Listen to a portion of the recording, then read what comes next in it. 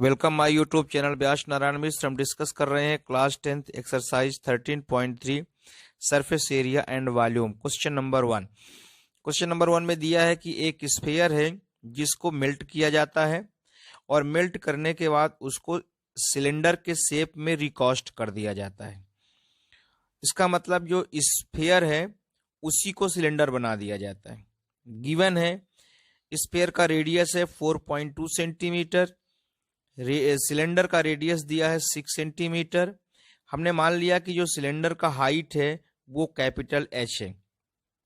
क्योंकि स्फीयर से ही सिलेंडर बना है इसलिए स्फीयर का जो वॉल्यूम होगा वो सिलेंडर के वॉल्यूम के इक्वल होगा। सिलेंडर के वॉल्यूम का फार्मूला होता है पाई आर स्क्वायर एच और स्फीयर के वॉल्यूम का फार्मूला होता है 4/3 पाई आर क्यूब। यहां से आप देख सकते हैं पाई से पाई कैंसिल हो जाएगा। वैल्यू पुट कर देंगे। आर स्क्वायर रेडियस दिया 6 इंटू 6 इंटू एच 4/3 और स्मॉल आर स्फीयर का रेडियस दिया है 4.2, उसको हम लिख सकते हैं 42/10। चूंकि आर क्यूब है तो 42/10 और इंटू 42/10। तो यहां से हम कैपिटल एच की वैल्यू कैलकुलेट करेंगे तो देख सकते हैं 3 को 11 से 42 से कट करेंगे 14 आएगा। 4 को करेंगे 10 से तो 2 और 5 आ जाएगा। फिर 2 को 10 से करेंगे तो 5 आ जाएगा। फिर 2 को करेंगे 10 से तो फिर से इधर 5 उधर 21 हो जाएगा। तो इस तरह से h इक्वल टू हो जाएगा 14 इंटू 21 इंटू 42 अपान ये जो दोनों 6 हैं ये डिनोमिनेटर में आ जाएंगे तो 6 इंटू 6 5 इंटू 5 इंटू 5। फिर से कट करेंगे तो कट करने के बाद आप देख सकते हैं कि आ जाएगा h इक्वल टू 7 इंटू 7 अपान 5 मतलब 125। इसको डिवाइड कर देंगे तो डिवाइड करने के बाद ये आ जाएगा आपका 2.74। तो इस तरह से जो सिलेंडर का हाइट है वो हो जाएगा 2.74 सेंटीमीटर। हम देखेंगे question number second. Question number second में दिया है कि यहाँ पे 3 स्फीयर हैं। एक स्फीयर का रेडियस दिया है 6 सेंटीमीटर, सेकंड स्फीयर का रेडियस दिया है 8 सेंटीमीटर, थर्ड स्फीयर का रेडियस दिया है 10 सेंटीमीटर। इन तीनों स्फीयर को मेल्ट करके और एक सॉलिड स्फीयर बनाया जाता है जिसे हम रिजल्टिंग स्फीयर भी कहते हैं। तो रिजल्टिंग स्फीयर का रेडियस मान लिया स्मॉल आर। अब चूंकि स्फीयर से ही सिलेंडर बना है इसलिए रिजल्टिंग स्फीयर का वॉल्यूम और तीनों स्फीयर के वॉल्यूम के इक्वल होगा। तो स्फीयर का फार्मूला होता है वॉल्यूम का 4/3 पाई आर क्यूब। इसी तरह से फर्स्ट के लिए R1 हमने लिख दिया, सेकंड के लिए रेडियस R2 है और थर्ड के लिए R3 है। बाकी सेम टू सेम है। अब आप देख सकते हैं यहां से कि 4/3 पाई यहां भी है, 4/3 पाई तीनों जगह है तो ये कैंसिल हो जाएगा। तो इस तरह से ये हो जाएगा R cube equal to R1 cube plus R2 cube plus R3 cube. इनकी वैल्यू पुट कर देंगे। R1 की वैल्यू 6, R2 की वैल्यू 8 और R3 की वैल्यू 10 पुट कर देंगे। 6 का क्यूब और 8 का क्यूब और 10 का क्यूब करके इसको सबको प्लस कर देंगे तो हो जाएगा 1728। तो इस तरह से जो रिजल्टिंग स्फीयर है उसका रेडियस हो जाएगा 12 सेंटीमीटर। क्वेश्चन नंबर थर्ड में है एक वेल है, डीप वेल है जिसकी डेप्थ है 20 मीटर और डायमीटर है 7 मीटर। उसको डग किया जाता है। उससे जो अर्थ है उससे एक प्लेटफॉर्म बनाया जाता है।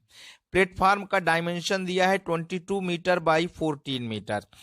प्लेटफॉर्म की हाइट हमें फाइंड करना है। तो चूंकि जो वेल है वो सिलेंडर के साइज का होता है इसलिए जो डायमेंशन वेल का होगा वही डायमेंशन सिलेंडर का होगा। तो डेप्थ ऑफ वेल को ही हम लिख सकते हैं हाइट ऑफ सिलेंडर या डेप्थ ऑफ सिलेंडर। ये दिया है 20 मीटर, डायमीटर दिया है 7 मीटर तो सिलेंडर का रेडियस हो जाएगा 7/2 मीटर। हमने मान लिया कि प्लेटफॉर्म की हाइट है h। तो प्लेटफॉर्म का डायमेंशन है 22 मीटर इंटू 14 मीटर। चूंकि प्लेटफॉर्म बिल्कुल क्यूबाइड के शेप में होगा इसलिए प्लेटफॉर्म का वॉल्यूम और जो वेल है, वेल से जो अर्थ निकला है उसका वॉल्यूम इक्वल होगा। क्योंकि प्लेटफॉर्म क्यूबाइड है, क्यूबाइड का फार्मूला वॉल्यूम होता है length into breadth into height, ये हो जाएगा h इंटू 22 इंटू 14। और वेल सिलेंड्रिकल है, इसलिए इसका फार्मूला हो जाएगा वॉल्यूम का पाई आर स्क्वायर एच। यहां से हम वैल्यू पुट कर देंगे, कैपिटल आर की वैल्यू, पाई की वैल्यू 22/7, कैपिटल आर की वैल्यू 7/2, 7/2, h 20 मीटर दिया है।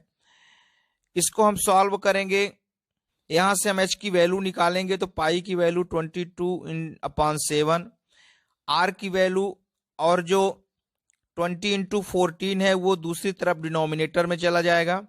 इसको हम कट कर देंगे, जैसा कि आप देख सकते हैं। इसको कट करने के बाद h की वैल्यू आ जाएगी 5.2, इट मीन्स 2.5 मीटर। तो इस तरह से प्लेटफॉर्म की जो हाइट है वो हो जाएगा 2.5 मीटर। फ्रेंड्स, आप हमारे चैनल को सब्सक्राइब करें, लाइक करें, शेयर करें।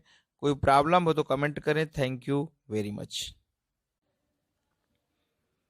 क्वेश्चन नंबर 4 में दिया है कि एक वेल है, इसकी डायमीटर दिया है 3 मीटर जैसे कि डायग्राम में दिखाया गया है, और इसकी जो डेप्थ है, डेप्थ दिया हुआ है 14 मीटर।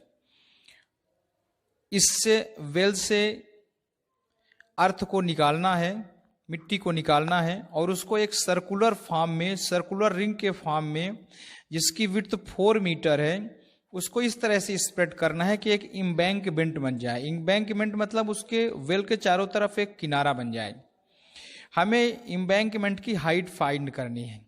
तो चूंकि ये एम्बैंकमेंट का ये विड्थ है और एम्बैंकमेंट का साइज देख रहे हैं, ये बिल्कुल सिलेंड्रिकल फॉर्म में होता है। तो चूंकि वेल का शेप सिलेंड्रिकल दिया हुआ है, तो वेल का जो डेप्थ है वही सिलेंडर का हाइट है जो कि 14 मीटर है। वेल का डायमीटर 3 मीटर दिया है, इसलिए उसका रेडियस हो जाएगा 3/2 मीटर। इसके रेडियस को R2 से रिप्रेजेंट किया गया है। क्योंकि एम्बैंकमेंट का विड्थ गिवन है 4 मीटर, यहां से देख सकते हैं। अब इसकी हाइट को, एम्बैंकमेंट की हाइट को हमने ले लिया h, ये जो हाइट है इसको हमने ले लिया h। अब इसके दो पार्ट हैं, एक इनर पार्ट है, एक आउटर पार्ट है। तो इनर रेडियस को हमने ले लिया R2 = 3/2 मीटर। चूंकि इसकी विड्थ दिया है 4 मीटर, तो इसमें विड्थ प्लस हो जाएगा, तो जो आउटर रेडियस है वो 4 + 3/2, इट मीन्स 11/2 मीटर हो जाएगा। अब क्वेश्चन के अकॉर्डिंग हम वेल से जितना अर्थ निकालेंगे, जितना सॉइल निकालेंगे, उसी सॉइल को एम्बैंकमेंट के फॉर्म में हम चेंज करेंगे। इसलिए वेल से जो सॉइल निकलता है उसका वॉल्यूम और एम्बैंकमेंट बनाने में यूज किया गया अर्थ का वॉल्यूम दोनों इक्वल होगा। क्योंकि ये दोनों फॉर्म सिलेंड्रिकल में है, तो ये हो गया πr2² h, πr1² h minus πr2² h। ये r1 जो है इनर पार्ट है, इनर वॉल्यूम है, और ये जो πr2² h ये आउटर वॉल्यूम है। तो जैसे इनर वॉल्यूम में से जब हम आउटर वॉल्यूम को हम माइनस करेंगे तो हमें ये बीच का वॉल्यूम मिलेगा जो कि एम्बैंकमेंट का वॉल्यूम होगा।